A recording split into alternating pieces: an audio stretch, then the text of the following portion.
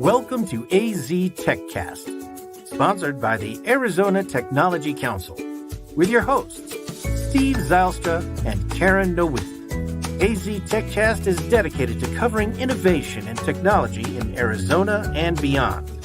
Broadcasted monthly, AZ TechCast invites leading experts to have real conversations about what is happening in the tech sector across the state of Arizona. From regional news to innovative startups, companies, and emerging technologies, AZ TechCast covers the critical issues and economic trends propelling the state's growing tech ecosystem. Should we build out our internal ID department or work with a managed service provider?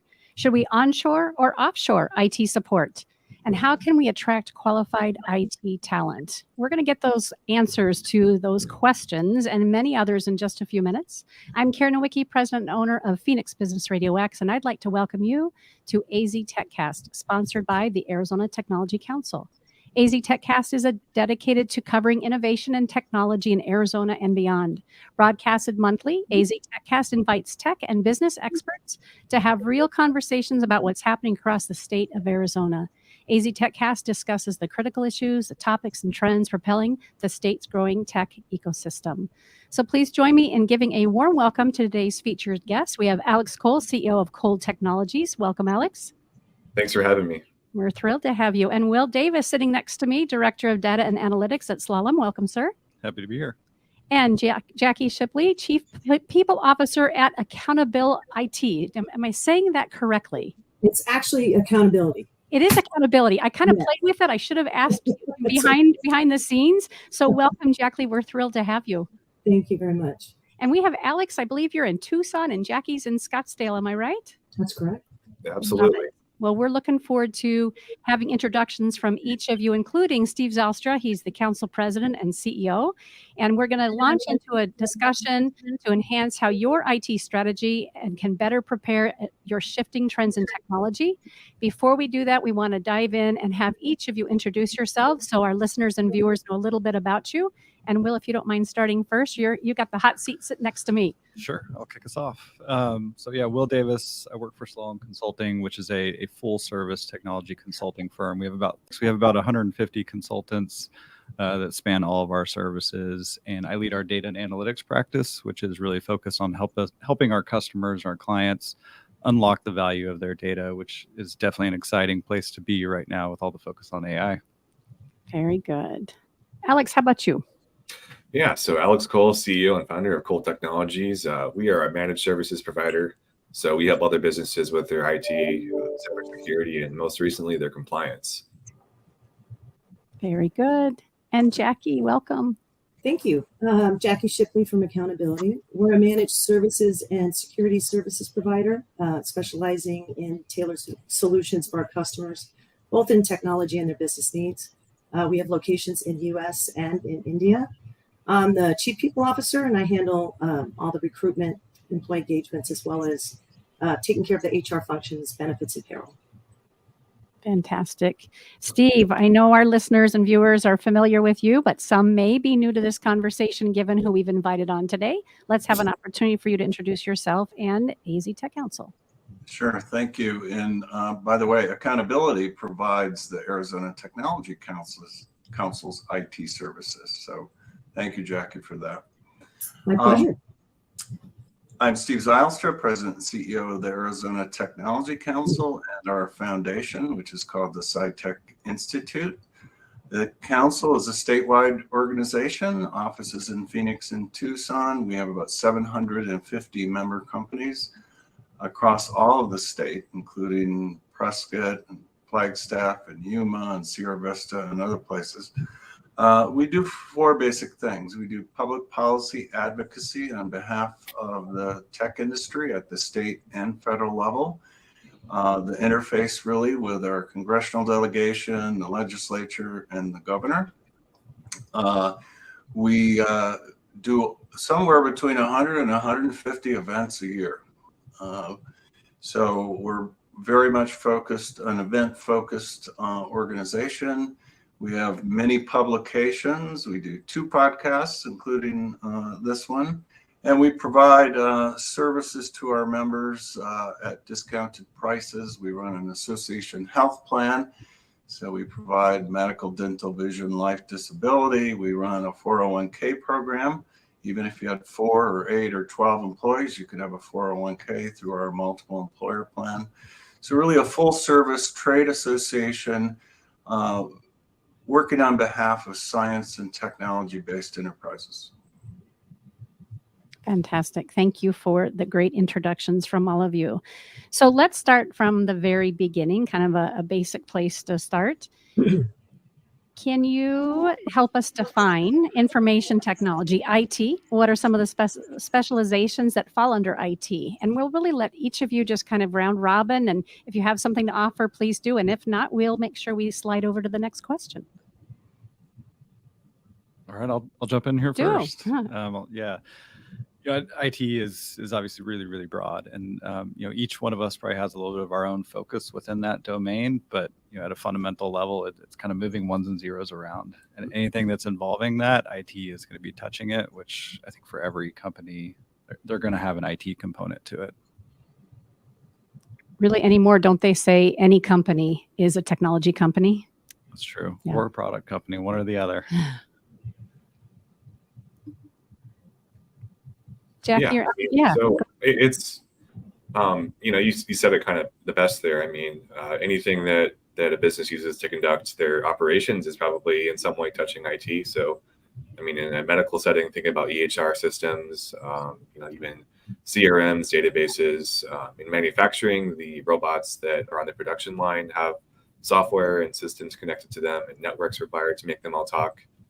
You have engineering firms that have CAD design software and large storage and compute requirements to run those things. So it's really there's the user facing side, and then there's the back end that's required to run that. And the back end side is, I think, the portion that is oftentimes kind of forgotten about. But that's really kind of one of our focuses here at my organization, and that's kind of where we take care of that as much as we can for our clients, because that's stuff that they'd probably rather not deal with. Right. Yeah, it really boils down to the development, maintenance, and the use of just about everything, computer network, software, hardware, to develop and process data. Exactly. So in follow-up to that, by the way, we're the Arizona Technology Council, and it's very interesting. When you say that to people, a lot of people think we're focused on IT, because when people think of technology, they think of IT.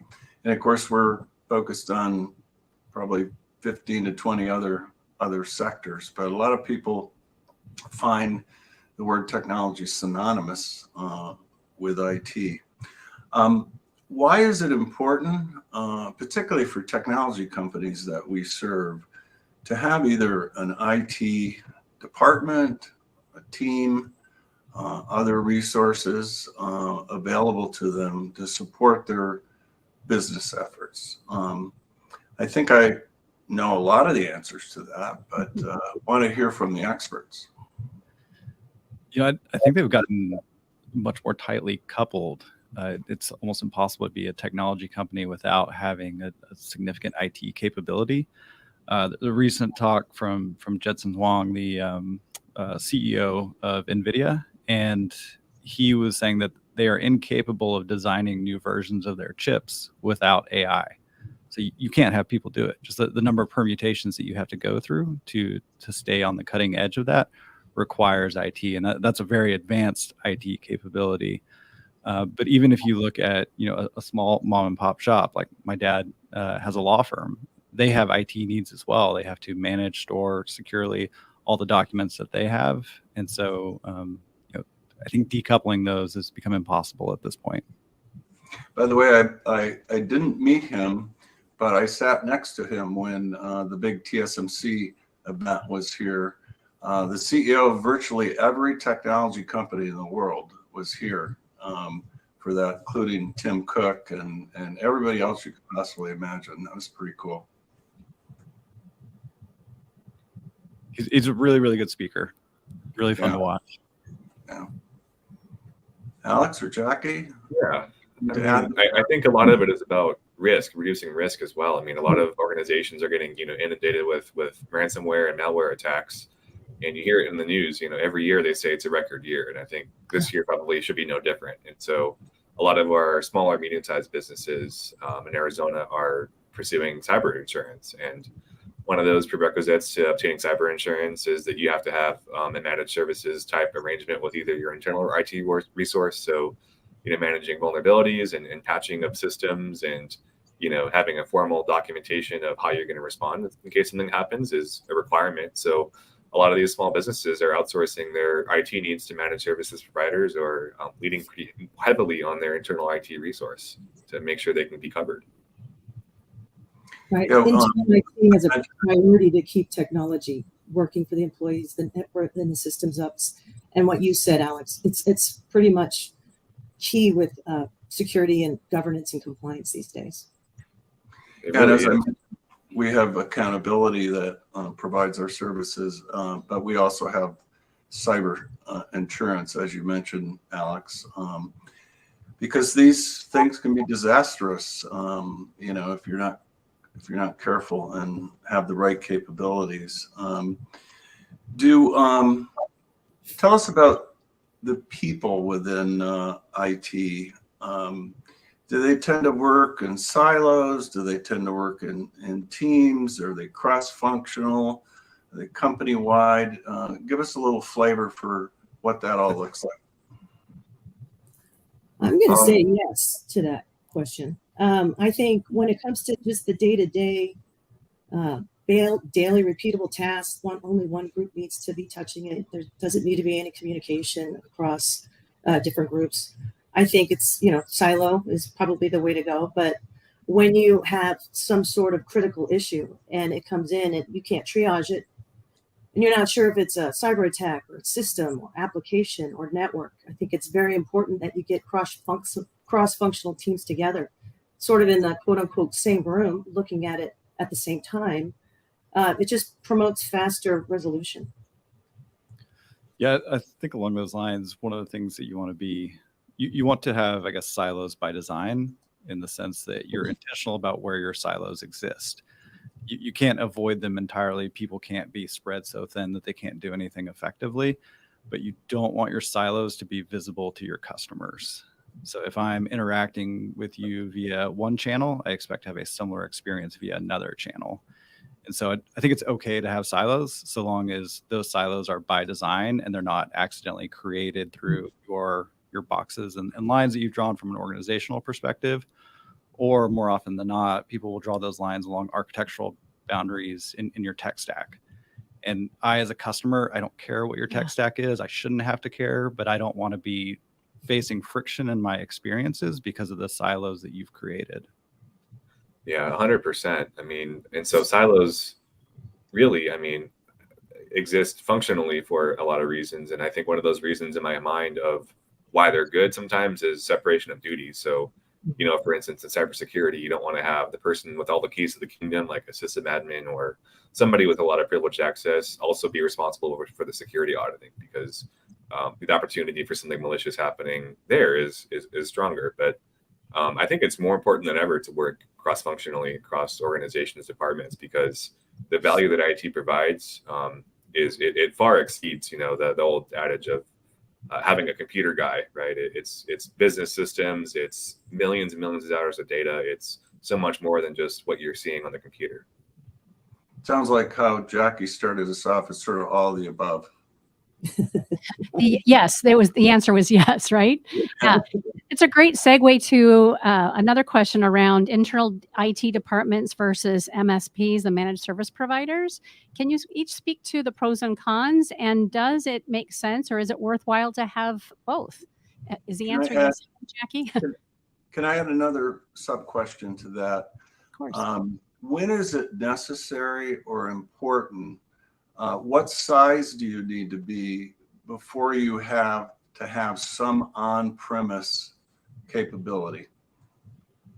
I think no organization is too small to have some sort of support, whether it's internally or externally. And I've helped organizations who are very small, who, for example, maybe they're looking at government contracts, so they have some really complex cybersecurity and IT needs that they should engage with an MSP kind of earlier on to help them with the design, because down the road it's going to be a lot harder, more expensive, and more disruptive to make changes. So I think everybody can benefit. It's whether or not you're ready to spend the time and resources needed to get that going. But there's always a benefit, always a benefit. Yeah, a good rule of thumb that we use is whatever IT capability that or application or experience that you're trying to manage, is it a core capability for you? Does it provide you a competitive advantage? And if so, then that's something that you should look at taking in-house. You want to have that continuity of knowledge. You want to be able to spin that up, spin that down, and you can do that sometimes with outsourcing, but you always want to have the continuity of your internal people who know your customers and they know your ecosystem and they can move quickly with it. And then for some of the things on the periphery that aren't core to you, then that's where you're using those SaaS solutions. That's where you're using an MSP to manage those things, so that you're not focusing a lot of your brain power on those non-core activities. And I think it's kind of a misnomer that I think a lot of IT pros are kind of fearful of an MSP coming in, because I think their perception sometimes is that an MSP could take their job. But in reality, I think it couldn't be farther from the truth. I mean, we can work alongside IT departments and those IT experts to further their operations and make things off, take things off of their plate and make their lives easier too. So definitely always worthwhile. When you have a smaller business, sometimes you just can't afford to have a database administrator, somebody in security, somebody that's watching network, someone that's doing, the system. So that's the pro of MSP, is you're paying by the SIP. You're not laying all the capital out for an infrastructure. You're just paying for what you need. And that lends to a lot of expertise that you can tap into. Little side question again. Does the massive amount of people that are now working from home change any of that? Or would your responses still be the same? I think they're the same. Execution looks different, but I mean, it's still just as important. Yeah. I think maybe along the lines of what Jackie was sharing around the ability to tap into additional expertise, because everybody is remote. Well, not everybody, but so many people are remote now. You can get that expertise from anywhere. And the benefit of an MSP or a large consulting firm is they have those global resources that can be brought to bear quickly for some of the more niche requirements that you may have. By the way, some of us are 100% remote. The Tech Council has a beautiful office at Thomas and Central, but we all work from home most of the time. So, we hear a lot. Well, over the years, we've heard a lot about outsourcing. And I'm wondering whether or not, what do you have to keep in mind, whether you're offshoring, outsourcing, or even what really has become popular, because I get this question all the time, nearshoring, right? Some people are requiring, because of all the supply chain issues, that their resource be at least close by, right? In our case, that'd be Mexico. Can you give us some thoughts about that? To me, from my perspective, I think it comes down to cost and the sensibility of the function of it and compliance. If you have a bunch of repeatable tasks and you're batching and you're patching and it can be done overnight, and it's just, you don't need intervention with any customers or any other departments. That's a super cost-effective way, is to manage that type of work offshore. But when you get into complex problems and projects, and you need to have customer facing, and you need to be on site, or from a compliance perspective, some U.S. companies, they don't allow anybody to touch their systems except U.S. citizens. That's where it lends to having resources onshore. Yeah, I totally agree with that, Jackie. A lot of the times I see, well, why don't we just outsource this? Or why would we go with a local MSP instead of outsourcing this task with somebody who might be able to do this work at night when no one's here? And then that's cheaper for us too. And it's it comes down to security at the end of the day, and trust of, you're giving somebody access to your system, and anytime it leaves the country, I mean, you might actually be creating an export issue. depending on your customer. But I think that it comes in down to specific use case. You would give that offshoring a specific kind of sub task or a sub not a subcontract, but just a smaller portion of it. And you would still want to maintain that relationship and that overall project. But there's a time and a place for both, I think. I think Jackie nailed on the head in terms of making sure it's the right task and the right use case that you're offshoring for. We had a client at one point that they started with some of the lower complexity work, and then they started moving upstream further and further into the more complex work, kept offshoring, eventually got all the way to their business analyst function was offshore. And what you had this tremendous drop off in terms of the quality of the work that was occurring. And then you're also placing a huge burden on the internal resources that stuck around. And so you started to have morale issues there. And so to Jackie's point, the answer is it depends. And you have to be thoughtful in your approach of what are the right tasks, because there are significant cost savings with going offshore, and there are absolutely perfect use cases for it. So having that approach and having somebody help you kind of walk through how you're thinking through that is the right way to go. You also asked about nearshore really quickly. And one of the huge benefits of that is time zones. Especially we've seen with like Mexico and Costa Rica, they're basically in the same time zone. And so you're working, at the same time. It doesn't put that huge burden again on your people to work some of the offshore hours with the handoffs that happen there with, say, like an Indian offshore. Just an anecdote I wanted to share, which is kind of interesting. So I won't mention the company, but we have a member company that is in the IT consulting business, and they've been around for 55 years, something like that. And they had clients around the world, and some of their U.S. clients started to dictate that they must have nearshore resources, not offshore resources. And so they actually came to us, the CEO did, to find out what those resources were in Mexico. It turns out we have about 6 organizations that are members of the Tech Council that do nearshoring in Mexico. And we were able to give them that list, and they were able to interview those companies and ultimately hired one of them. But it's like I said, that sort of the results of COVID have pushed not just manufacturing back here, but also some IT services. And in this particular case, it was primarily all software development. I would love to segue a little bit in this conversation, talk about more effectively creating and retaining people in IT positions in Arizona and or the US. And when we were at the CEO Leadership Retreat just a couple of days ago, Steve, I can't remember if it was you or one of our speakers mentioned just cybersecurity positions open alone. Do you remember the statistic around how many vacancies there are? I've heard various different numbers. I think nationwide, his data was 4.5 million, something like that, some crazy number.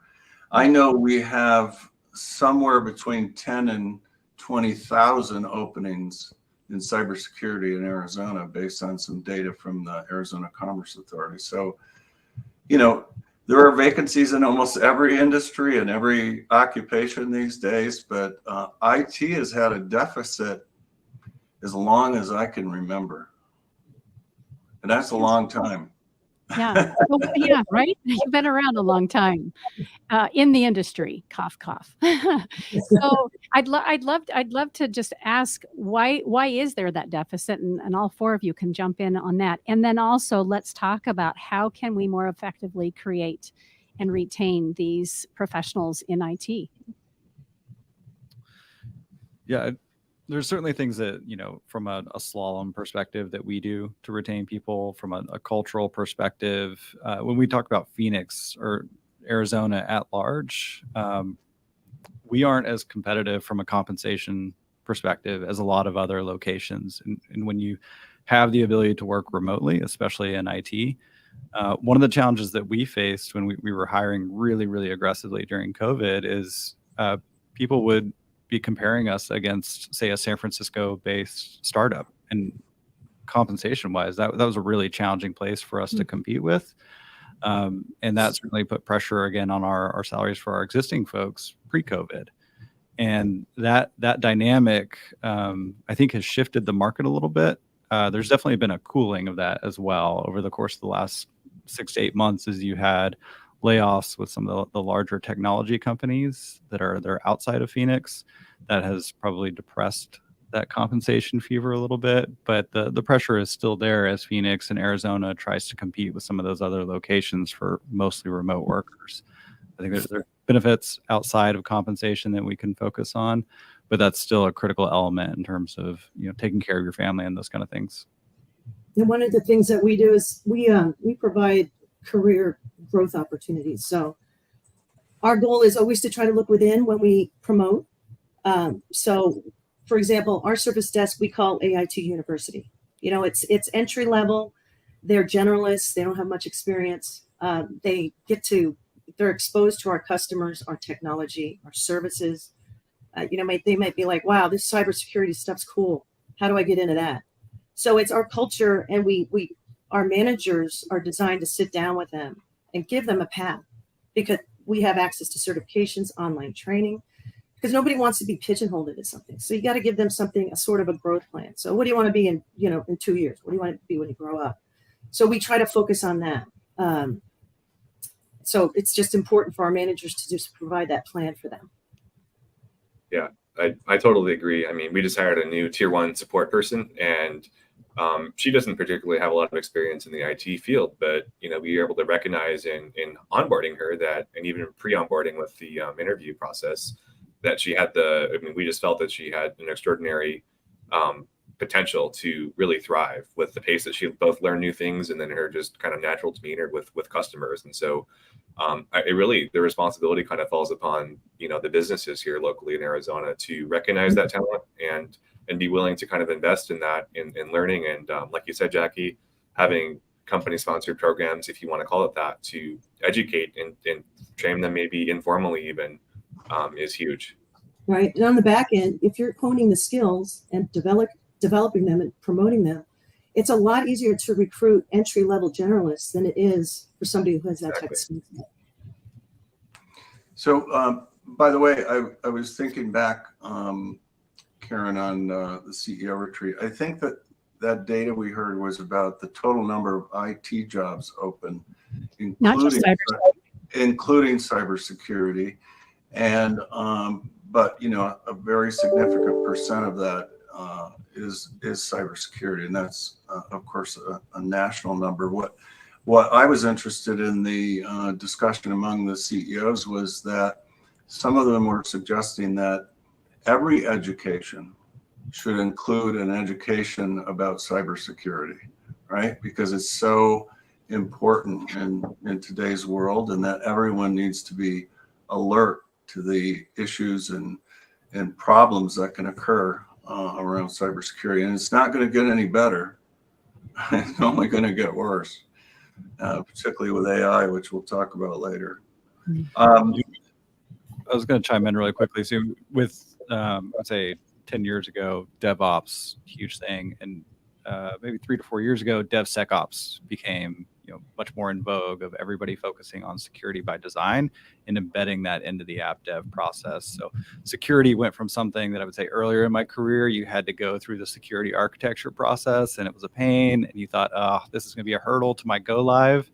And now they're involved upfront throughout the entire design process, and they're truly a value add and a critical component to it. So it's been good to see that maturation of the market over the last 10 years to focus on security as an important concept. So what are some of the most in-demand skills in IT that folks are recruiting for these days, and who's the hardest to find? Jackie, you want to go first? Well, shocker, security. Security is the big one these days. And then when you focus in on the cloud, AWS, Azure, Sentinel, O365, Active Directory, all those things are intertwined. So those are really the skills that kind of wrap around that we're really focusing on. Yeah, vulnerability research is a big area right now, and it kind of dovetails into cybersecurity. But I mean, you hear about all the CVEs out there, and those are only the ones that we know about. So the more folks that fill those vacant positions, the safer that everybody's solution becomes.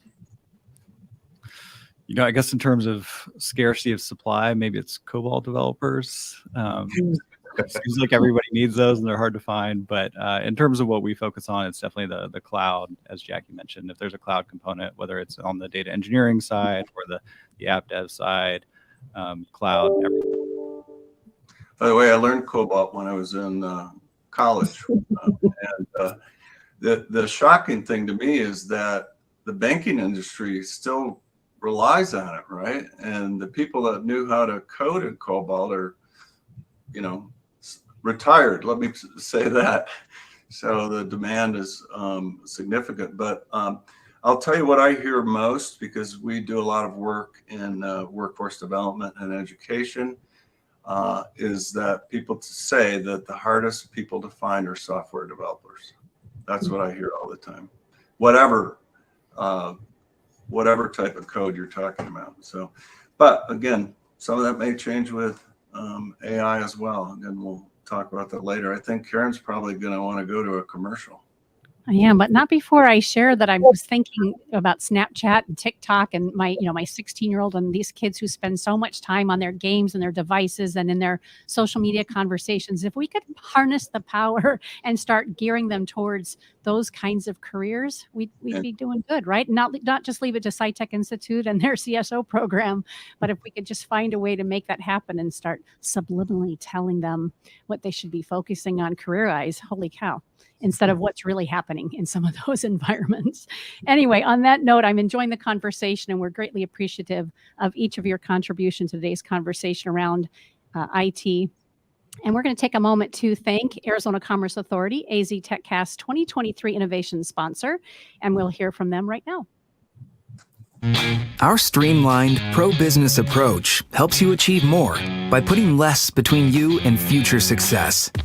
Less red tape, lower taxes, less distance separating you from the tech leaders of tomorrow.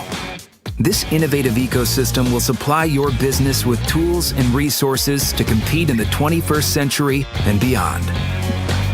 But your future is more than just business success. In Arizona, the lifestyle you want is at your fingertips.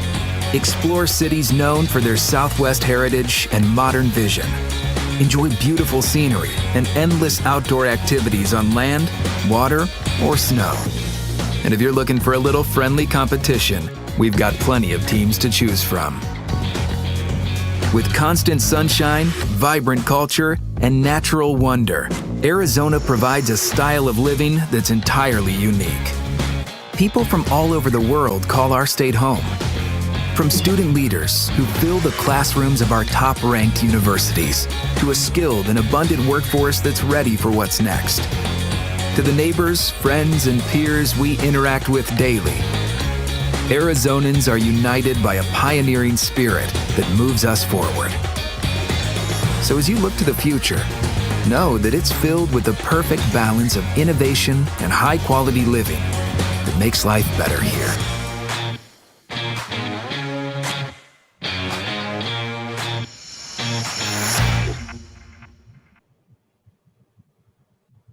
I always say this every episode, and I mean it every single time. It gets me excited about living in Arizona every time I hear that commercial from ACA. So we're grateful to have them as a sponsor.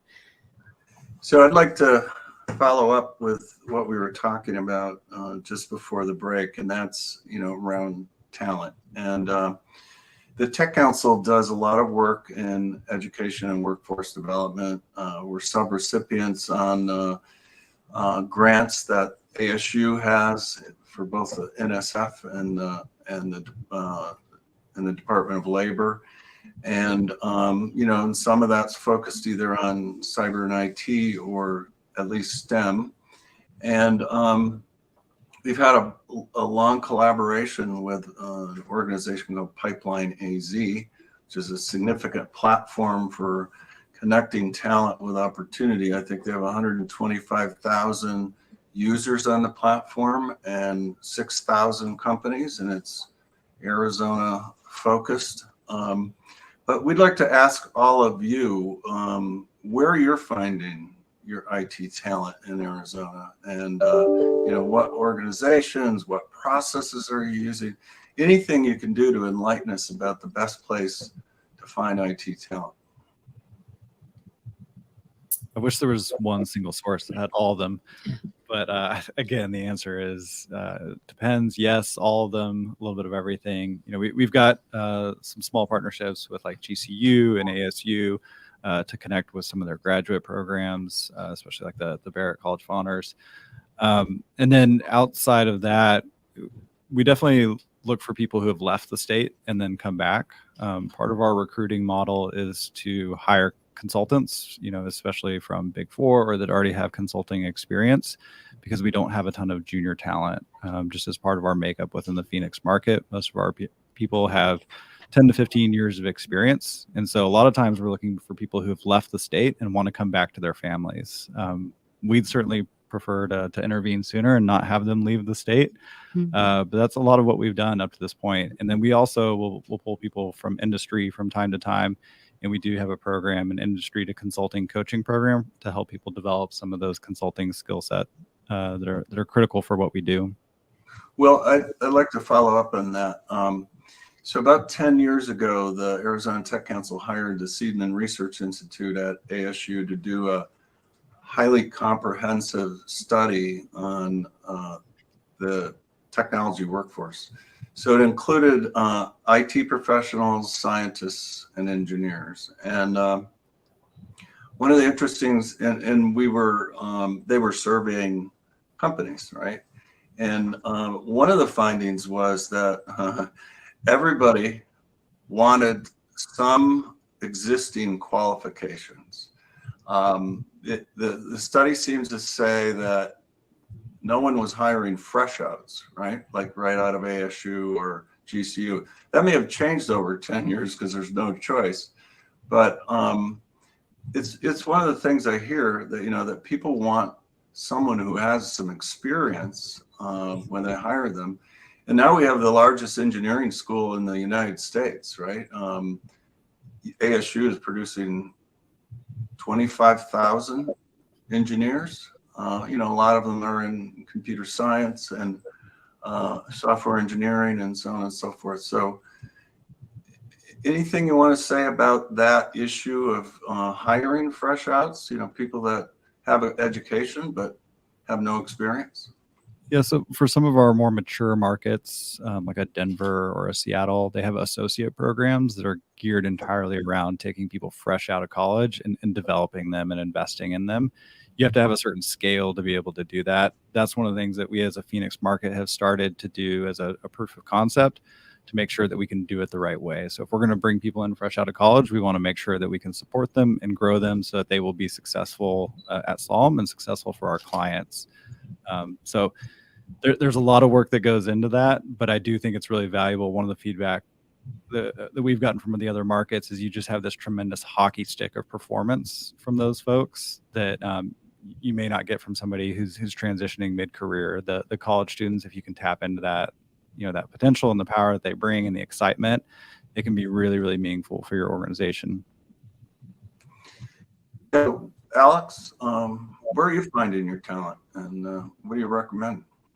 Are you allowed to tell us? Well, of course I am. And Will, I think you really kind of struck home with me there. I wish there was one place you could just go where you had this bank of awesome people, but really it's about, I think, especially since we're a small business, it's about being open-minded. So really being willing and able to train and kind of nurture that right individual into the position you want, because the number of graduates that come out with STEM degrees is not meeting the demand. So we have to fill that gap somewhere. So being able as an employer or as a business to spend the time and train them is going to be what we have to do to make up for that.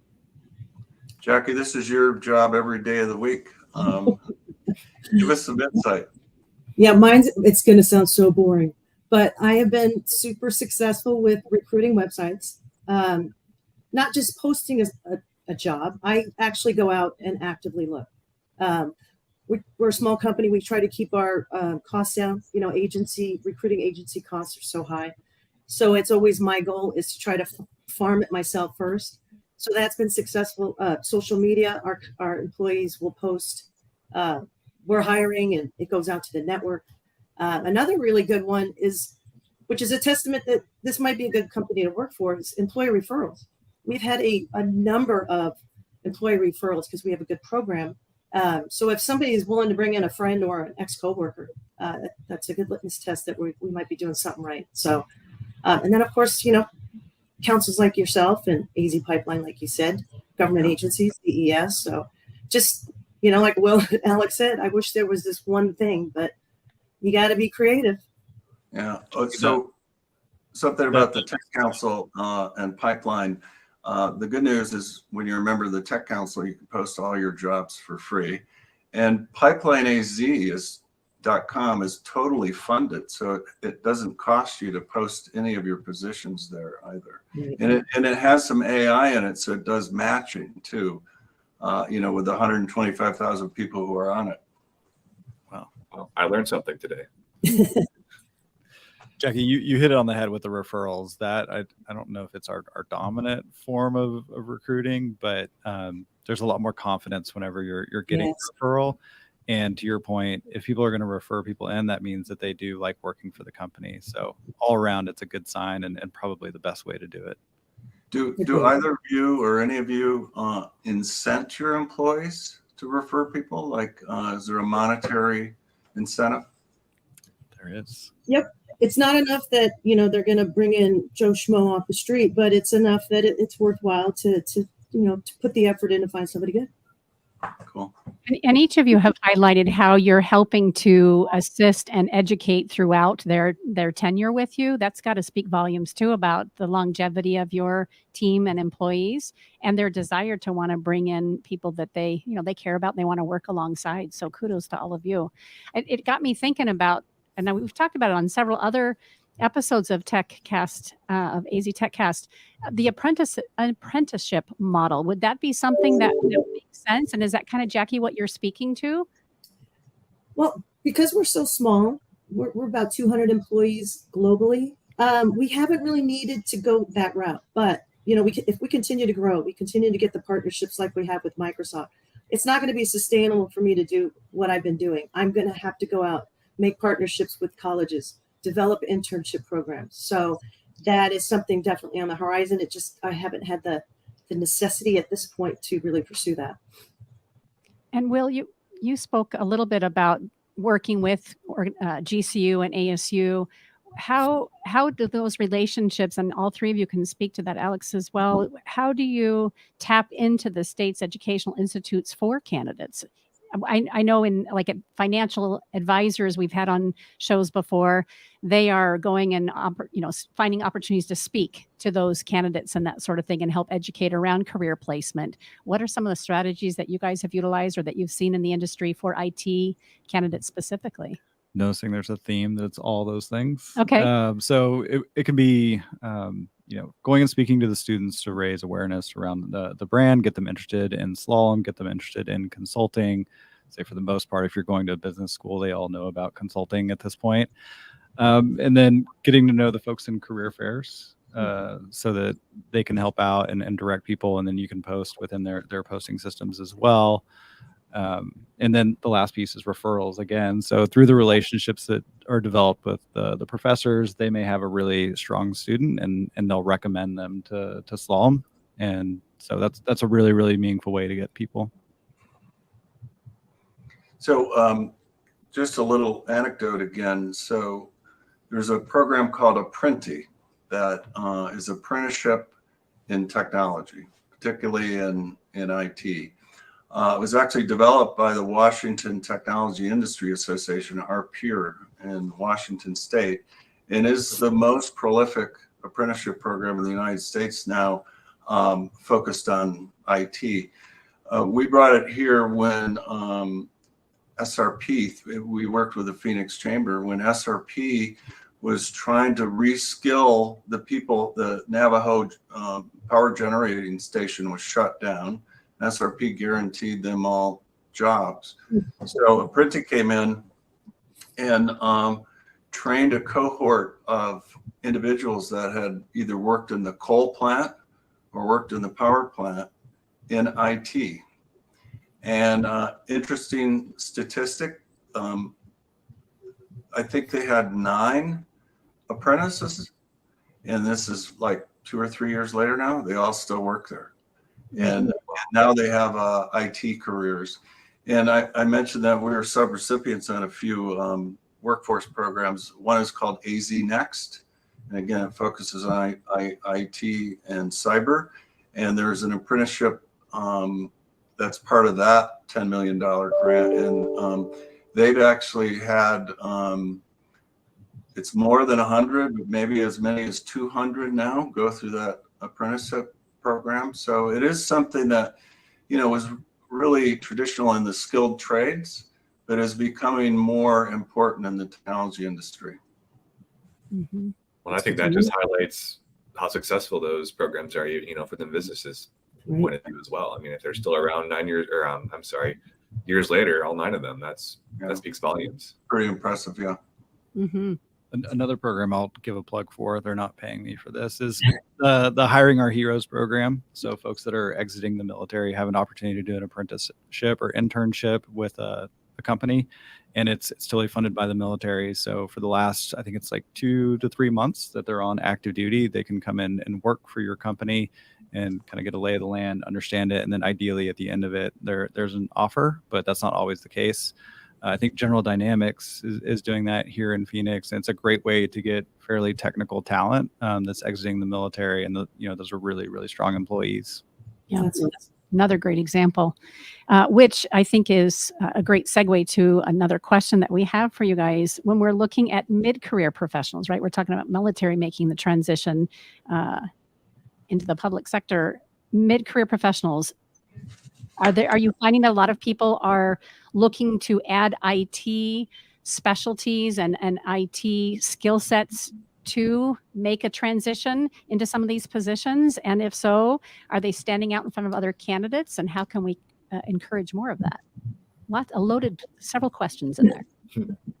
So I have a person on my team who did a mid-career transition. He was a teacher and then moved into the data and analytics world. And he's someone who is just a lifelong learner. He always wants to learn new things. And he's just amazing to work with. And the experience that he brings from being a teacher, I think makes him unique and kind of gives him his own superpowers in terms of being able to educate others, his interpersonal skills, or things that you may not typically find in the engineering world. And so I love it when people make that transition mid-career. I certainly made that whenever I exited the military. And so it definitely requires some investment. And then ideally those people are investing in themselves up front to prepare for it and show that commitment, because it does take a lot to learn the IT skills. They're definitely more technical and challenging in their own way, especially if you don't necessarily have that predisposition toward it. And so I love to see when people will invest in themselves up front, and then we can also make that investment in them to help them build. And then long term, I think, Stephen, to your point around the anecdote that you shared, is when you invest in people, they want to give back as well. And so they show that commitment to the organization, and then you have those longer tenured folks that are really important from a cultural perspective. Well, and you have the built-in maturity as well. You have somebody that's been around the block. I don't know if I had that, but a lot of them do. So they say. Right. So this may not be a question you're prepared to answer right now, but millennials and Gen X are very different in so many ways than the previous generations. Do you find any unique challenges with the demands of millennials are all about wanting to do something important, right? That gives back to the world. Gen X are a whole different thing. So any thoughts about any unique characteristics about the various generations in your hiring efforts? I think just, flexibility has been a word that has come up even when I was working for, at like a 9 to 5. And I remember even wanting that myself. And it just, compensation is good, benefits are good, but flexibility, I think, demonstrates a lot of empathy, which I think speaks across all generations. The data I've seen says that is actually one of the most important things to Gen Xers is flexibility.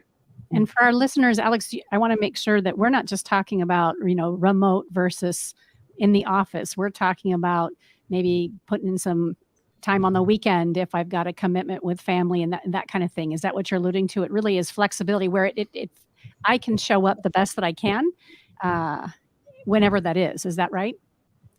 I mean, I don't think that punching in and punching out is a good way to utilize your workforce, and I don't think that rigid rules are a good way to manage those people either, especially now that they were distributed geographically across the country or even just across town. I mean, we might not come into the office every single day, but I mean, why not be flexible and why not offer that? I think that's such a huge contributor to workplace morale. Yes, and those younger generations are most certainly not only mission driven, they are definitely looking for that flexibility. Jackie or Will, anything to add there? I guess the one thing I would caution on is treating them like they're from a different generation explicitly. I think a lot of times people will lump you into a category, whether it's millennial, Gen X, Gen Y, and then they'll treat you that way, assuming that you fit into that mold. Mm-hmm. And, if you look at Maslow's hierarchy of needs, everybody prioritizes those a little bit differently. And so the important thing is just getting to know your people and what they prioritize, because even if they're part of a different generation, they may still have the same priorities or wildly different than that generation. So just get to know your people. Yeah, that's a really good point. IT is so measurable, and you build the right metrics. You measure people the way that you should. They get it done in 20 hours or 30 hours. It shouldn't matter. That way they know that they have the flexibility, they can get the job done, and they're measured appropriately. So one of the things the Arizona Tech Council has been highly focused on for many years now is diversity, DEI, and we run a tech inclusion forum. We have a Women in the Workforce committee. We make statements on our website about the importance of diversity. What's going on in the IT field to bring more diversity into your teams and into your organization? All the research shows that the more diversity you have, the more effective you can be. And this is all kinds of diversity, like cognitive diversity, right? And as well as other types of diversity. So any thoughts about unique things that you're doing in your organization to attract a more diverse workforce? Well, first it needs to come from the top down. So you got to have the philosophy, right? If it's not coming from the top down, it's not going to happen. And then from my perspective, as a recruiter, you have to be open-minded, and you have to expand, look outside the 9 dots when you're recruiting, open up more horizons and take out the biases. It's really not a special project or a thing. It should just be part of your culture and way of life. And some of the things that don't cost money, you can have an inclusion committee.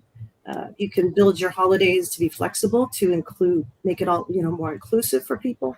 You can have suggestions. You can, just little things that you can make them when they walk in the door that they feel comfortable and welcome. I think that's one of the more important things. Thank you, Jackie.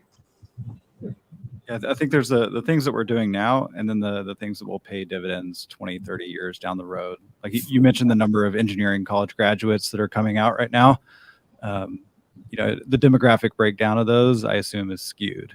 And that is something that it will take years and years to shift. And, I think about my 3 kids. As we prepare them and enable them with the tools, it's great to see. We live in Paradise Valley School District, and the focus on technology there and STEAM in the instance of that school district will be really, really important for them as they grow, learn, mature, and they have that awareness of what different careers that are out there, and making sure that's accessible to all of them. Alex, anything to add there? I mean, I think you guys nailed it, Will and Jackie. People are the biggest asset to a business. And I think sometimes it's forgotten too far frequently that we need to treat them like just people. And, that means being an open mind, having an open mind rather, and being willing to, question, your own understanding of how things might have been. So super important. I'd also add to that conversation real quick, Steve, for our listeners and viewers, if you say to yourself, I've got an open mind and I just don't know how to go about, treating my company and hiring with more diversity and inclusion in mind, there are plenty of resources. Reach out to the Arizona Technology Council. You can Google online, right? We no longer can say we don't know how or we don't know who. There's plenty of resources out there to help us just stretch beyond what we're either comfortable with or what we're used to, so that we're making sure that we are keeping everybody in mind. And to Steve's point earlier, that's what's going to make a difference in the longevity and the growth in companies. The companies that are focused on that are going to succeed and win. So kudos to the three of you for doing that. So I'd like to take us home with the final question, which is all the rage. We have a AI committee, and there are tons of people on it because it's, generative AI is, you can't have a discussion these days without talking about it. Or what technology innovations or trends are impacting the IT field and workforce as we speak?